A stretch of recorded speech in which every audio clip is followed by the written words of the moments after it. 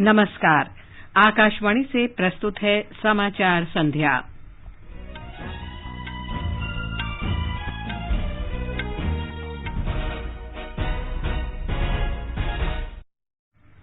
प्रधानमंत्री नरेंद्र मोदी ने विद्यार्थियों और युवाओं से आत्मनिर्भर भारत के लिए काम करने की अपील की। कहा, प्रौद्योगिकी आत्मनिर्भर भारत के लिए महत्वपूर्ण भूमिका निभा सकती है। प्रधानमंत्री ने कानपुर मेट्रो रेल परियोजना के पूर्ण हुए खंड और बीना पनकी मल्टी प्रोडक्ट पाइपलाइन परियोजना का शुभारंभ किया। सरकार ने आपात स्थिति में कोवोवैक्स टीके और संक्रमण प्रतिरोधी दवा मोलनुपिरवीर के उपयोग को मंजूरी दी। स्वास्थ्य मंत्रालय ने कहा, 15 से 18 वर्ष के बच्चों के लिए कोविड रोधी टीकाकरण का पंजीकरण शनिवार से कोविन पोर्टल पर शुरू होगा। दिल्ली में कोविड के बढ़ते संक्रमण के कारण येलो अलर्ट घोषित। School, college, sports complex, cinema hall और बैंक्वेट हॉल तत्काल प्रभाव से बंद। निर्वाचन आयोग के दल ने उत्तर प्रदेश के लखनऊ में राजनीतिक दलों के प्रतिनिधियों से बातचीत की। सेंचुरियन में भारत के साथ पहले क्रिकेट टेस्ट मैच में दक्षिण अफ्रीका पहली पारी में ताजा समाचार मिलने तक 165 रन से पीछे। और मेलबर्न में तीसरे क्रिकेट टेस्ट मैच में ऑस्ट्रेलिया ने इंग्लैंड को पारी और 14 रन से हराकर एशेज श्रृंखला अपने नाम की।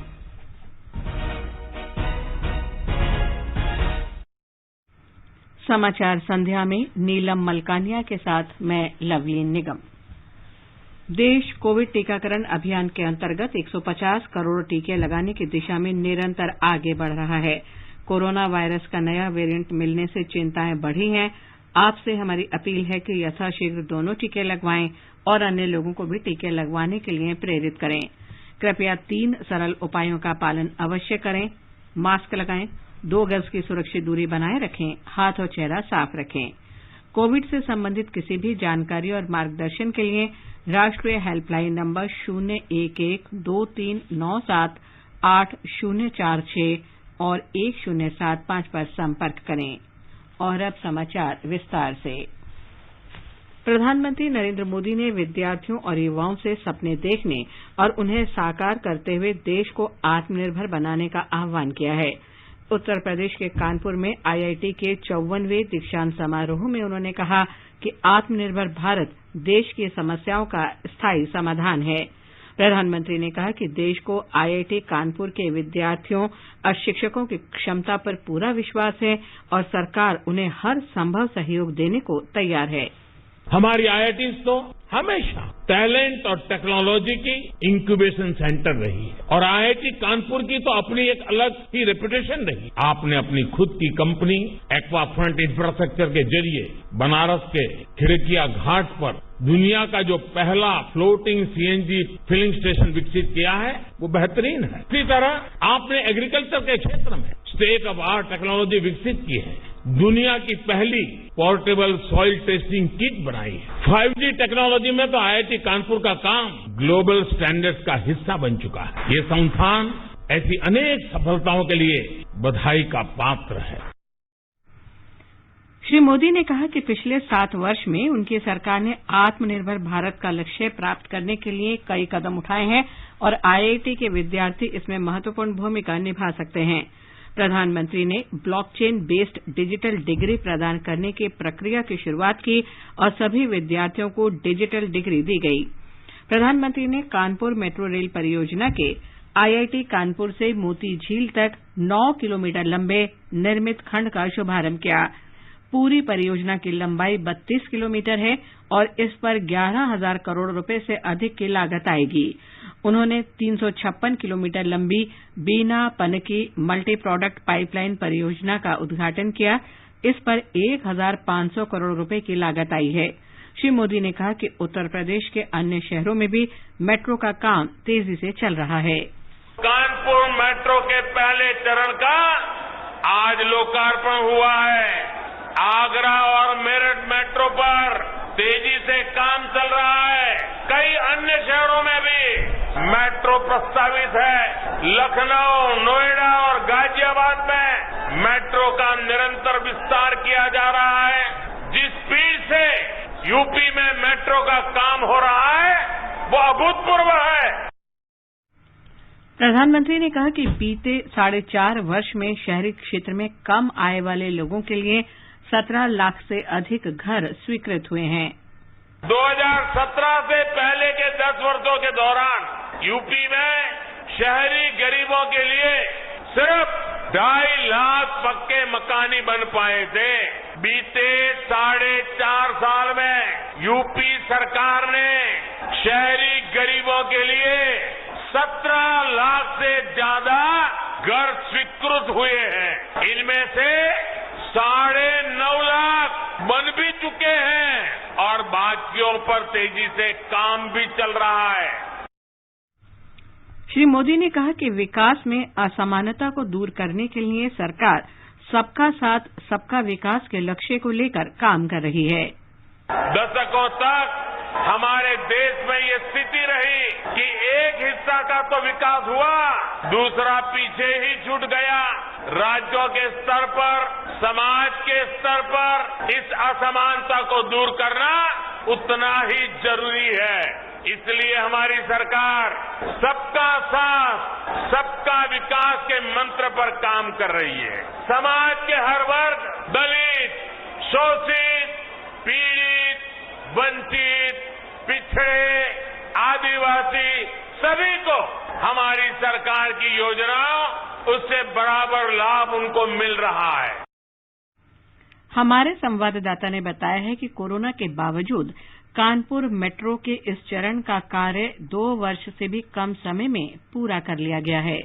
लखनऊ, गाजियाबाद, नोएडा और ग्रेटर नोएडा के बाद कानपुर उत्तर प्रदेश का 5वां ऐसा शहर है जहां मेट्रो ट्रेन की शुरुआत हो गई है। पहले चरण में मेट्रो ट्रेन 9 किलोमीटर लंबे प्राथमिकता मार्ग पर चलाई जा रही है। इस मार्ग पर 9 मेट्रो स्टेशन तैयार किए गए हैं जो सभी जमीन के ऊपर हैं। 3 कोच वाली मेट्रो ट्रेन की सुविधा आम लोगों के लिए कल से उपलब्ध होगी और ये सुबह 6 बजे से लेकर रात 10 बजे तक चलेंगी। दूसरे चरण में मेट्रो का काम मोती झील से ट्रांसपोर्ट नगर के बीच होगा और इस मार्ग पर भूमिगत मेट्रो स्टेशन बनेंगे। कानपुर मेट्रो रेल परियोजना की शुरुआत योगी आदित्यनाथ सरकार ने 15 नवंबर 2019 को की थी। कोरोना से प्रभावित होने के बावजूद मेट्रो के इस चरण का काम 2 साल से भी कम समय में पूरा कर लिया गया है। सुशील चंद्र तिवारी, आकाशवाणी समाचार, कानपुर। केंद्रीय औषध मानक नियंत्रण संगठन ने आपात स्थिति में कुछ एहतियाती प्रतिबंधों के साथ कोर्बेवैक्स, कोवोवैक्स टीके और संक्रमण प्रतिरोधी दवा मोलनुपिरवीर के उपयोग को मंजूरी दे दी है। स्वास्थ्य मंत्री मनसुख मांडविया ने कहा कि देश में निर्मित पहले कोर्बेवैक्स टीके को आरबीडी ने विकसित किया है और ये प्रोटीन युक्त टीका है। ये हैदराबाद की फर्म बायोलॉजिकल ई ने बनाया है। कोवोवैक्स टीका पुणे के सीरम इंस्टीट्यूट द्वारा निर्मित किया जाएगा। श्री मांडविया ने कहा कि मोलनुपिरवीर का निर्माण देश में 13 कंपनियां करेंगी, जिनका इस्तेमाल आपात स्थिति में वयस्क रोगियों के इलाज के लिए किया जाएगा। उन्होंने कहा कि प्रधानमंत्री नरेंद्र मोदी ने कोविड के खिलाफ लड़ाई का नेतृत्व किया और टीकों की सभी मंजूरियां महामारी के खिलाफ वैश्विक लड़ाई को और मजबूत करेंगी। आकाशवाणी समाचार के साथ विशेष बातचीत में टीकाकरण से संबंधित राष्ट्रीय तकनीकी परामर्श समूह के अध्यक्ष डॉक्टर एनके अरोड़ा ने बताया कि इन 2 टीकों और विषाणुरोधी औषधि की मंजूरी उत्साहवर्धक समाचार है। कोर्बेवैक्स पूर्णतः भारतीय वैक्सीन है और कोवावैक्स विदेश में बनी थी, जैसे कोविशील्ड विदेश में बनी और यहाँ पर भी मैन्युफैक्चरिंग की जा रही है। इन दोनों वैक्सीन की मैन्युफैक्चरिंग कैपेसिटी बहुत अच्छी है। ये दोनों वैक्सीन भी बहुत प्रभावी वैक्सीन है, बड़ों के साथ साथ बच्चों में भी दी जा सकेगी। तीसरी चीज, अगर हमें बाद में वैक्सीन का बूस्टर देने की जरूरत पड़ेगी या बेहतर प्रतिरक्षण पैदा करने की जरूरत पड़ेगी तो ये हमारे पास 2 विकल्प और हो गए, कैडिला जाइडस की जाइकोवी डी के अलावा। जो एंटी मोलनुपिरवीर की बारे बात करी, ये भी एक बहुत उत्साहजनक खबर है। अगर जो व्यक्ति गंभीर बीमार होने लगता है उसको पहले ही अगर इस दवाई को दे दिया जाए तो वेंटिलेटर, आईसीयू की जरूरत पड़ने की संभावना बहुत कम हो जाएगी। स्वास्थ्य मंत्रालय ने कहा है कि 15 से 18 वर्ष के बच्चों के कोविड रोधी टीकाकरण के लिए शनिवार से कोविन पोर्टल पर पंजीकरण शुरू होगा। मंत्रालय ने कहा है कि लाभार्थी वॉक इन रजिस्ट्रेशन सुविधा का उपयोग भी कर सकते हैं। प्रधानमंत्री नरेंद्र मोदी ने हाल ही में घोषणा की थी कि 15 से 18 वर्ष आयु वर्ग के लिए टीकाकरण सोमवार से शुरू किया जाएगा। अन्य बीमारियों से ग्रस्त वरिष्ठ नागरिकों को एहतियाती तौर पर तीसरी खुराक 10 जनवरी से दी जाएगी। इस बीच स्वास्थ्य मंत्रालय ने राज्यों और केंद्र शासित प्रदेशों के साथ तालमेल से संभावित लाभार्थियों का टीकाकरण शुरू करने की समीक्षा के प्रयास तेज कर दिए हैं। स्वास्थ्य सचिव राजेश भूषण ने टीकाकरण शुरू करने की समीक्षा के लिए आज सभी राज्यों और केंद्र शासित प्रदेशों की कार्यशाला की अध्यक्षता की। स्वास्थ्य सचिव ने बताया कि राज्यों और केंद्र शासित प्रदेशों को केवल कोवैक्सीन की खुराक दी जाएगी और कोवैक्सीन की अतिरिक्त खुराक भी उन्हें भेजी जाएंगी। राज्यों को सूचित किया गया है कि उनके पास कुछ कोविड टीकाकरण केंद्रों को 15 से 18 वर्ष आयु वर्ग के टीकाकरण केंद्र को विशेष केंद्र बनाने का विकल्प होगा और उन्हें कोविन पोर्टल में अलग से दिखाया जाएगा। श्री भूषण ने बताया कि केवल उन्हीं लोगों को एहतियाती खुराक दी जाएगी जिनको 9 महीने या इससे पहले दूसरी खुराक दी जा चुकी है। कोविड टीकाकरण केंद्र में 60 वर्ष से अधिक आयु वर्ग के लोगों में अन्य बीमारी होने से संबंधित डॉक्टर द्वारा दिए जाने वाले प्रमाण पत्र की आवश्यकता को लेकर मीडिया में फैलाए जा रहे दुष्प्रचार पर स्वास्थ्य सचिव ने कहा कि केंद्र ने इस बारे में कोई निर्देश जारी नहीं किया है। उन्होंने ये भी कहा कि एहतियाती खुराक देने के लिए कोविड टीकाकरण केंद्र में प्रमाण पत्र या दवा की पर्ची दिखाना अनिवार्य नहीं है। देश में अब तक 142 करोड़ 47 लाख से अधिक कोविड टीके लगाए जा चुके हैं। स्वास्थ्य मंत्रालय ने बताया कि कल 72 लाख 87 हजार से अधिक टीके लगाए गए। इसी अवधि में 6,450 कोविड रोगी संक्रमण मुक्त हुए। स्वस्थ होने की राष्ट्रीय दर 98.4% है। देश में अब तक 653 लोग ओमिक्रॉन वेरिएंट से संक्रमित पाए गए हैं। महाराष्ट्र में 167, दिल्ली में 165, केरल में 57 और तेलंगाना में 55 लोगों में ओमिक्रॉन का संक्रमण मिला है। 186 लोग इस संक्रमण से मुक्त हो चुके हैं। दिल्ली में कोविड के बढ़ते संक्रमण के कारण school, college, cinema hall, gym, multiplex, banquet hall, auditorium और स्पोर्ट्स कॉम्प्लेक्स तत्काल प्रभाव से बंद कर दिए गए हैं। अब दिल्ली में रात का कर्फ्यू 10 बजे से सुबह 5 बजे तक लागू रहेगा। Graded response action plan grab के अंतर्गत दिल्ली में घोषित येलो अलर्ट के मद्देनजर ये प्रतिबंध लागू किए गए हैं। दिल्ली आपदा प्रबंधन प्राधिकरण डीडीएमए के आदेश के अनुसार दिल्ली मेट्रो और बसें भी बैठने की 50% क्षमता से चलेंगी और इनमें खड़े होकर यात्रा नहीं की जा सकेगी। साथ ही अंतर्राज्यीय बस सेवा में भी ये नियम लागू होगा। राजनीतिक, धार्मिक और त्योहारों के समारोह पर प्रतिबंध लगा दिया गया है। अंतिम संस्कार और विवाह कार्यक्रम में अधिकतम 20 लोग शामिल हो सकेंगे। शादी केवल घर में ही की जा सकेगी। मॉल में दुकानें ऑड इवन आधार पर खुलेंगी। ये समाचार हमारी वेबसाइट newsonair.com/hindi और हमारे mobile app news on AIR पर भी उपलब्ध हैं। मुख्यमंत्री योगी आदित्यनाथ जी के नेतृत्व में उत्तर प्रदेश विकास की नई रफ्तार पकड़ चुका है। एक्सप्रेसवेज, मेट्रो सेवाएं और एयरपोर्ट्स शुरू होने से इंफ्रास्ट्रक्चर के विकास के नए आयाम गढ़े जा रहे हैं। 4 नए एक्सप्रेसवे, 5 शहरों में मेट्रो सेवाएं शुरू और नए एयरपोर्ट्स शुरू हो चुके हैं। सड़क के साथ ही अब एयर कनेक्टिविटी में भी प्रदेश का दायरा काफी बढ़ चुका है। उत्तर प्रदेश देश में इकलौता राज्य है जहाँ 5 इंटरनेशनल एयरपोर्ट संचालित हैं। इंफ्रास्ट्रक्चर के ये कार्य आर्थिक और औद्योगिक विकास को पंख लगाने का काम करेंगे। मुख्यमंत्री योगी आदित्यनाथ के संकल्प से उत्तर प्रदेश का नव निर्माण हो रहा है और ये नए भारत के निर्माण में योगदान दे रहा है। सोच ईमानदार, काम दमदार। उत्तर प्रदेश सरकार द्वारा जनहित में प्रसारित। सबका साथ, सबका विकास, सबका विश्वास, सबका प्रयास। सबके प्रयास से हो रहा है राष्ट्र निर्माण, जिसमें इनकम टैक्स है आपका योगदान। और जब ई फाइलिंग से हुआ है इनकम टैक्स रिटर्न भरना इतना आसान, तो फिर देर क्यों करें? 31 दिसंबर 2021 या उससे पहले www.incometax.gov.in पर अपनी इनकम टैक्स रिटर्न को ई फाइल करना ना भूलें। समय से इनकम टैक्स रिटर्न भरने पर रिफंड्स भी जल्दी आ जाते हैं। लॉसेस को कैरी फॉरवर्ड किया जा सकता है। लोन और वीजा एप्लीकेशन की प्रोसेसिंग में भी ITR सहायक है। नए ई फाइलिंग पोर्टल पर 3 करोड़ से भी अधिक इनकम टैक्स रिटर्न फाइल किए जा चुके हैं। तो फिर आप भी समय न गवाएं। आज ही अपने इनकम टैक्स रिटर्न को ई फाइल करें। अधिक जानकारी और रिटर्न फाइल करने के लिए विजिट करें www.incometax.gov.in। समाचार संध्या में आपका फिर स्वागत है। आगे बढ़ने से पहले मुख्य समाचारों पर एक नजर। प्रधानमंत्री नरेंद्र मोदी ने विद्यार्थियों और युवाओं से आत्मनिर्भर भारत के लिए काम करने की अपील की। कहा, प्रौद्योगिकी आत्मनिर्भर भारत के लिए महत्वपूर्ण भूमिका निभा सकती है। प्रधानमंत्री ने कानपुर मेट्रो रेल परियोजना के पूर्ण हुए खंड और बीना पनकी मल्टी प्रोडक्ट पाइपलाइन परियोजना का शुभारंभ किया। सरकार ने आपात स्थिति में कोर्बेवैक्स, कोवोवैक्स टीके और संक्रमण प्रतिरोधी दवा मोलनूपिरवीर के उपयोग को मंजूरी दी। स्वास्थ्य मंत्रालय ने कहा, 15 से 18 वर्ष के बच्चों के लिए कोविड रोधी टीकाकरण का पंजीकरण शनिवार से कोविन पोर्टल पर शुरू होगा। दिल्ली में कोविड के बढ़ते संक्रमण के कारण येलो अलर्ट घोषित, school, college, sports complex, cinema hall और बैंक्वेट हॉल तत्काल प्रभाव से बंद। निर्वाचन आयोग के दल ने उत्तर प्रदेश के लखनऊ में राजनीतिक दलों के प्रतिनिधियों से बातचीत की। सेंचुरियन में भारत के साथ पहले क्रिकेट टेस्ट मैच में दक्षिण अफ्रीका पहली पारी में ताजा समाचार मिलने तक 150 रन से पीछे और मेलबर्न में तीसरे क्रिकेट टेस्ट मैच में ऑस्ट्रेलिया ने इंग्लैंड को पारी और 14 रन से हराकर एशेज श्रृंखला अपने नाम की।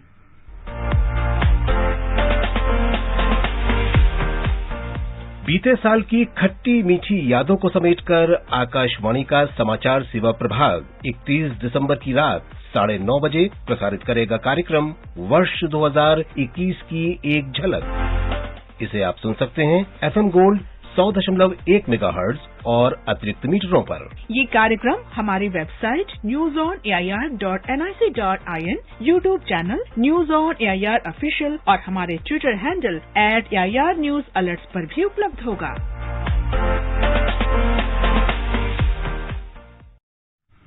गृह मंत्री अमित शाह ने कहा है कि मोदी सरकार ने नशीली दवाओं के प्रति जीरो टॉलरेंस की पॉलिसी अपनाई है। उन्होंने कहा कि देश में नशीली दवाओं की आपूर्ति के नेटवर्क को नष्ट करना सुनिश्चित किया जाना चाहिए। मादक पदार्थ समन्वय केंद्र की सर्वोच्च समिति की तीसरी बैठक की नई दिल्ली में अध्यक्षता करते हुए गृह मंत्री ने कहा कि प्रधानमंत्री के नशा मुक्त भारत के विजन को आजादी का अमृत महोत्सव के दौरान साकार करना सुनिश्चित किया जाना चाहिए। गृह मंत्री ने कहा कि अवैध नशीली दवाओं के क्षेत्र में डार्क नेट और क्रिप्टो करेंसी का उपयोग बढ़ रहा है। रक्षा मंत्री राजनाथ सिंह ने सीमा सड़क संगठन द्वारा निर्मित 27 बुनियादी ढांचा परियोजनाओं का वर्चुअली उद्घाटन किया। श्री सिंह ने संगठन के कार्य की सराहना करते हुए कहा कि इसके द्वारा निर्मित सड़कों, सुरंगों और पुलों ने आज 2 स्थानों के बीच की दूरी और समय कम कर दिया है। उन्होंने कहा कि सीमा सड़क संगठन दूर-दराज के इलाकों में सड़क, सुरंग और दूसरे बुनियादी ढांचे का निर्माण कर देश की प्रगति में महत्वपूर्ण भूमिका निभा रहा है। श्री सिंह ने कहा कि पिछले 6-7 वर्षों में संगठन द्वारा किए गए कार्य अभूतपूर्व हैं। सरकार ने कपड़ा उद्योग के लिए उत्पादन से जुड़े प्रोत्साहन PLI योजना को मंजूरी दे दी है। इसके अंतर्गत 5 साल की अवधि में 10,683 करोड़ रुपए का खर्च सरकार द्वारा किया जाएगा। देश में मानव निर्मित फाइबर परिधान, मानव निर्मित कपड़े और तकनीकी वस्त्र उत्पादों के उत्पादन को बढ़ावा देने के लिए ये निर्णय लिया गया है। कपड़ा मंत्रालय PLI पोर्टल taxmin.gov.in/meanapp/default के माध्यम से 1 जनवरी से कपड़ा उद्योग के लिए PLI योजना के तहत ऑनलाइन आवेदन स्वीकार करेगा। आवेदन विंडो 1 जनवरी से 31 जनवरी तक खुली रहेगी। विद्युत मंत्रालय ने ग्राम उजाला कार्यक्रम की प्रोजेक्ट 1 करोड़ के अंतर्गत 50 लाख LED बल्ब वितरित कर उल्लेखनीय उपलब्धि हासिल की है। ये कार्यक्रम बिहार, उत्तर प्रदेश, आंध्र प्रदेश, कर्नाटक और तेलंगाना के ग्रामीण घरों में चलाया जा रहा है। मंत्रालय ने प्रोजेक्ट 1 करोड़ के अंतर्गत अगले वर्ष मार्च तक 20 लाख घरों में 1 करोड़ LED बल्ब बांटने का लक्ष्य रखा है। LED बल्ब के वितरण से ग्रामीण क्षेत्रों में प्रति वर्ष 71 करोड़ यूनिट से अधिक बिजली बचाकर 250 करोड़ रुपए की बचत हुई है। आजादी का अमृत महोत्सव के लिए सभी उपभोक्ताओं को शुभकामनाएं। हॉलमार्क सोने की शुद्धता सुनिश्चित करता है। हमेशा हॉलमार्क वाले सोने के आभूषण खरीदें। उपभोक्ता संबंधित किसी भी शिकायत के लिए कृपया राष्ट्रीय उपभोक्ता हेल्पलाइन के टोल फ्री नंबर 14404 पर संपर्क करें। उपभोक्ता मामले विभाग, भारत सरकार द्वारा जनहित में जारी। जागो ग्राहक जागो। ये आकाशवाणी है। आजादी का अमृत महोत्सव के अंतर्गत आइए अब सुनते हैं आकाशवाणी की विशेष प्रस्तुति आजादी का सफर।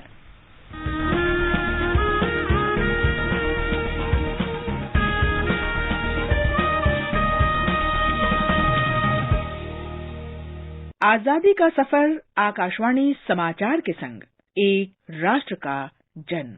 भारत का गौरवशाली स्वतंत्रता संग्राम आधुनिक विश्व के महानतम संघर्षों में से एक है। आकाशवाणी समाचार आपके लिए प्रतिदिन इस संग्राम की एक झलक लेकर आता है।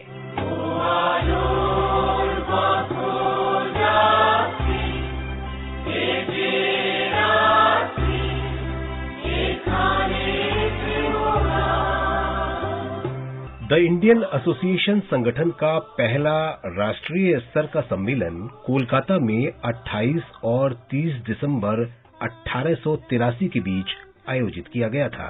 द इंडियन एसोसिएशन की स्थापना 1876 में सुरेंद्रनाथ बनर्जी और आनंद मोहन बोस ने की थी। 1885 में भारतीय राष्ट्रीय कांग्रेस के गठन से पहले ये सबसे महत्वपूर्ण राष्ट्रवादी संगठन था। इंडियन एसोसिएशन के पहले सत्र की अध्यक्षता बंगाल सामाजिक सुधार आंदोलन के अनुभवी नेता रामतनु लाहिरी ने की थी। सत्र के दौरान जिन मुद्दों पर चर्चा हुई उनमें स्वशासन, शिक्षा, न्यायपालिका को कार्यकारी कार्यों से अलग करना और सार्वजनिक सेवा में भारतीयों को अधिक रोजगार देना शामिल था। যদি তোর ডাক শুনে কেউ না আসে তবে একলা চলো রে, তবে একলা চলো, একলা চলো, একলা चलो। इंडियन एसोसिएशन का उद्देश्य लोगों की राजनीतिक, बौद्धिक और भौतिक उन्नति को बढ़ावा देना था। इसने सामान्य राजनीतिक हितों और आकांक्षाओं के आधार पर भारत के लोगों की एकता और सांप्रदायिक सद्भाव को बढ़ावा देने और उस समय के महान जन आंदोलन में जनता को शामिल करने की हिमायत की। दिसंबर 1886 में इंडियन एसोसिएशन ने कांग्रेस के साथ विलय का फैसला किया। एक है अपनी जमीन, एक है अपना गगन, एक है अपना जहां, एक है अपना वतन। 28 दिसंबर 1885 को भारतीय राष्ट्रीय कांग्रेस का पहला अधिवेशन बम्बई में 72 प्रतिनिधियों के साथ आयोजित किया गया था। ये एक राजनीतिक दल से अधिक राजनीतिक विचारधारा वाले उन व्यक्तियों की सभा थी जो सरकारी सुधारों में रुचि रखते थे। पहले 20 वर्षों में कांग्रेस ने साम्राज्य के भीतर अधिक से अधिक राजनीतिक स्वायत्तता की मांग की।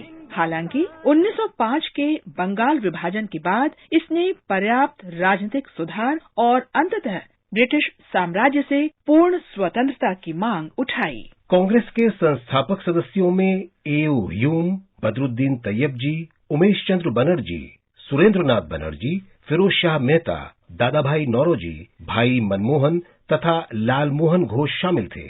1920 के दशक में महात्मा गांधी के प्रभाव से कांग्रेस पश्चिमी शिक्षा प्राप्त अभिजात्य वर्ग के प्रभुत्व वाली एक सभा से एक जन संगठन में बदल गई, जिसने स्वाधीनता के लिए भारतीय जनता के विभिन्न वर्गों से एकजुट होकर लड़ने की अपील की।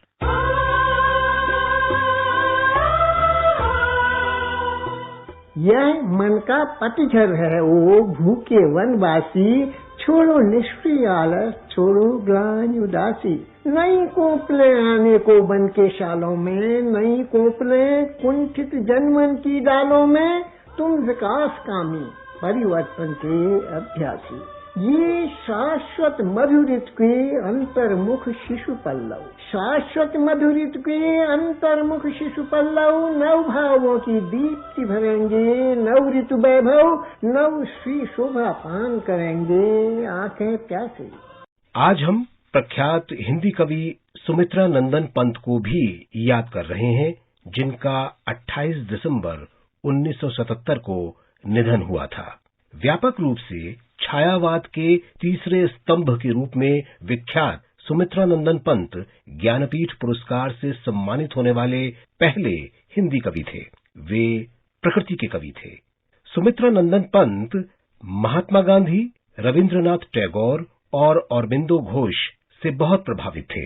अपने ज्ञानपीठ पुरस्कार विजेता संग्रह चिदंबरा से गांधी जी को श्रद्धांजलि में उन्होंने कहा, बापू तुमसे सुन आत्मा का तेज राशि आवाहन, हंस उठते हैं रोम हर्ष से पुलकित होते प्राण, नहीं जानता युग विवर्त में होगा कितना जन क्षय, पर मनुष्य को सत्य अहिंसा इष्ट रहेंगे निश्चय।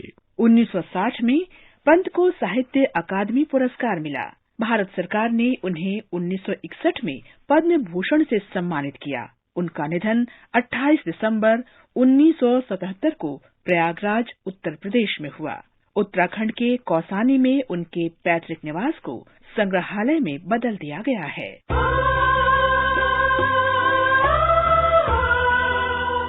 इसके साथ ही आजादी का सफर आकाशवाणी समाचार के संग श्रृंखला का ये अंक समाप्त हुआ। मिलते हैं कल अगली कड़ी में।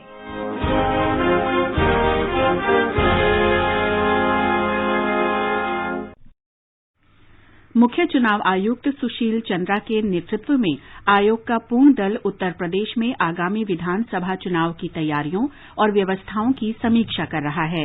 राज्य के 3 दिवसीय दौरे पर आयोग का दल आज दोपहर लखनऊ पहुंचा। आयोग ने आज विभिन्न राजनीतिक दलों के प्रतिनिधियों के साथ बातचीत की। कल राज्य के पुलिस महानिदेशक, गृह सचिव और वरिष्ठ अधिकारियों के साथ बैठक होगी। पंजाब में कांग्रेस के 2 विधायक फतेह जंग सिंह बाजवा और बलविंदर सिंह लाडी, शिरोमणि अकाली दल के पूर्व विधायक गुरतेज सिंह अपने समर्थकों के साथ आज भारतीय जनता पार्टी में शामिल हो गए। इनके अलावा पूर्व क्रिकेट खिलाड़ी दिनेश मोंगिया ने भी पार्टी की सदस्यता ली। कांग्रेस विधायकों के भारतीय जनता पार्टी में शामिल होने से प्रदेश के माझा क्षेत्र में कांग्रेस को झटका लगा है। सेंचुरियन में पहले क्रिकेट टेस्ट मैच में दक्षिण अफ्रीका पहली पारी में भारत से 146 रन से पीछे है। ताजा समाचार मिलने तक दक्षिण अफ्रीका ने पहली पारी में 8 विकेट पर 181 रन बना लिए हैं। भारत ने पहली पारी में 327 रन बनाए। ऑस्ट्रेलिया ने इंग्लैंड को एशेज टेस्ट क्रिकेट श्रृंखला के तीसरे मैच में पारी और 14 रन से हराकर श्रृंखला जीत ली है। इस जीत के साथ ही ऑस्ट्रेलिया की टीम विश्व टेस्ट चैंपियनशिप की रैंकिंग में पहले स्थान पर पहुंच गई है। वहीं इंग्लैंड की टीम इस हार के साथ 7वें स्थान पर पहुंच गई है। रिजर्व बैंक ने स्पष्ट किया है कि आरबीएल बैंक के पास पर्याप्त पूंजी है और बैंक की वित्तीय स्थिति संतोषजनक है। जमाकर्ताओं और अन्य हितधारकों को बैंकों से संबंधित भ्रामक खबरों पर ध्यान नहीं देना चाहिए। एक अधिसूचना में केंद्रीय बैंक ने कहा कि 30 सितंबर को संपन्न छमाही लेखा परीक्षा परिणामों के अनुसार बैंक का लिक्विडिटी कवरेज रेशो एलसीआर 153% है। रक्षा अनुसंधान और विकास संगठन डीआरडीओ के अध्यक्ष डॉक्टर जी सतीश रेड्डी ने 5 भारतीय कंपनियों को एक ऐसी प्रौद्योगिकी उपलब्ध करवाई है जो पूरी तरह स्वदेशी है और इसकी मदद से ऐसे कपड़े तैयार किए जा सकते हैं जो अधिक सर्दियों में बहुत उपयोगी साबित होंगे। ये कपड़े हिमखंड क्षेत्रों और हिमालय की चोटियों पर तैनात भारतीय सेना के जवानों के लिए बहुत उपयोगी होंगे। और अंत में मुख्य समाचार एक बार फिर। प्रधानमंत्री नरेंद्र मोदी ने विद्यार्थियों और युवाओं से आत्मनिर्भर भारत के लिए काम करने की अपील की। कहा, प्रौद्योगिकी आत्मनिर्भर भारत के लिए महत्वपूर्ण भूमिका निभा सकती है। प्रधानमंत्री ने कानपुर मेट्रो रेल परियोजना के पूर्ण हुए खंड और बीना पनकी मल्टी प्रोडक्ट पाइपलाइन परियोजना का शुभारंभ किया। सरकार ने आपात स्थिति में कॉर्बोवैक्स, कोवोवैक्स टीके और संक्रमण प्रतिरोधी दवा मोलनुपिरेविर के उपयोग को मंजूरी दी। स्वास्थ्य मंत्रालय ने कहा, 15 से 18 वर्ष के बच्चों के लिए कोविड रोधी टीकाकरण का पंजीकरण शनिवार से कोविन पोर्टल पर शुरू होगा। दिल्ली में कोविड के बढ़ते संक्रमण के कारण येलो अलर्ट घोषित। School, college, sports complex, cinema hall और बैंक्वेट हॉल तत्काल प्रभाव से बंद। निर्वाचन आयोग के दल ने उत्तर प्रदेश के लखनऊ में राजनीतिक दलों के प्रतिनिधियों से बातचीत की। सेंचुरियन में भारत के साथ पहले क्रिकेट टेस्ट मैच में दक्षिण अफ्रीका पहली पारी में ताजा समाचार मिलने तक 145 रन पीछे। मेलबर्न में तीसरे क्रिकेट टेस्ट मैच में ऑस्ट्रेलिया ने इंग्लैंड को पारी और 14 रन से हराकर एशेज श्रृंखला अपने नाम की। इसके साथ ही समाचार संध्या का ये अंक समाप्त हुआ। नमस्कार।